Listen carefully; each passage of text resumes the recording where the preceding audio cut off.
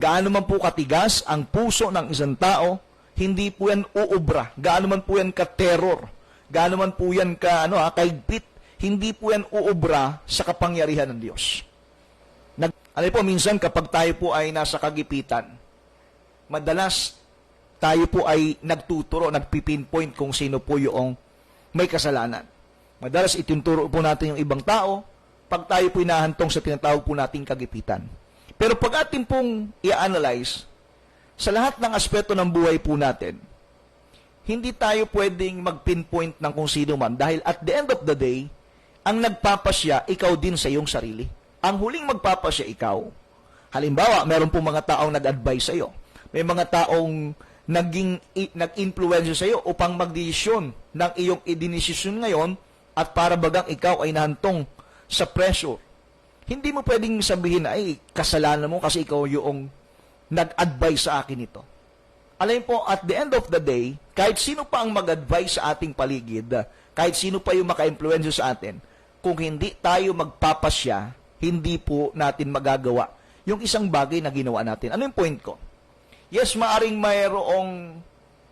meron pong ambag yung mga taong nakapaligid sa atin sa ating pagpapasya. Pero ang pinaka-ultimate person na magpapasya sa bandang huli, hindi sila, ikaw. Kaya hindi po dapat mag-pinpoint tayo ng kung sino man. Alin po, sa panahon ng kagipitan, sa panahon na ikaw po ay nakukorner ng iyong sitwasyon, na ang pakiramdam mo parang wala ka nang mapuntahan, wala ka nang matakbuhan. Ang una mong dapat na gawin, huwag kang matakot. Una po yun, huwag kang matatakot. Sapagkat alam po natin, ang takot ay nagresulta upang ikaw ay mag-alinlangan, upang ikaw ay mawalan ng pananampalataya. Kapag ikinatakot, nawalan ka ng pananampalataya sa Diyos nawalan ka ng tiwala sa Kanya. Kaya sabi ni Moises, huwag kayong matakot. Salit na ikay matakot, manampalataya kayo. Dahil ang best way to counter fear is no other than to have faith in God. Alam po, sa panahon na tayo po'y nagigipit, alam po, meron pong intervention na gagawin ng Panginoon. Yan ay kung tayo ay sasampalataya sa Kanya, hindi tayo matatakot sa ating kinakarap na sitwasyon, tayo ay maging panatag muna. Kumbaga, take a deep breath and trust God, have faith in Him, at makikita at mararanasan mo ang pamamagitan, ang intervention ng Panginoon. Kaya sa panahon na ikaw ay napipressure, nasa kagipitan, nakukorner ka ng iyong sitwasyon. Minsan, pag tingnan mo, kaliwat kanan, likod at harap, wala Corner na talaga. Minsan, kinakailangan mo munang tumingala.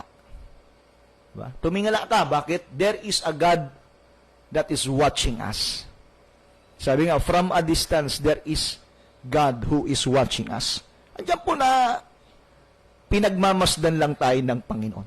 Diba? Pag nakukorner ka, sabi siguro ng Panginoon, tingnan ko nga anong gagawin ng anak kong ito. Pag tumingin ka, yan. Yan yung tamang solusyon. Nandito lang ako, anak.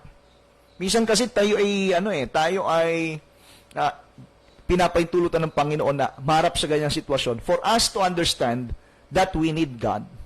Kahit gano'n po kasi tayo kagaling Talaga may mga pagkakataon, kahit anong galing natin, wala tayong magawa sa ating sarili.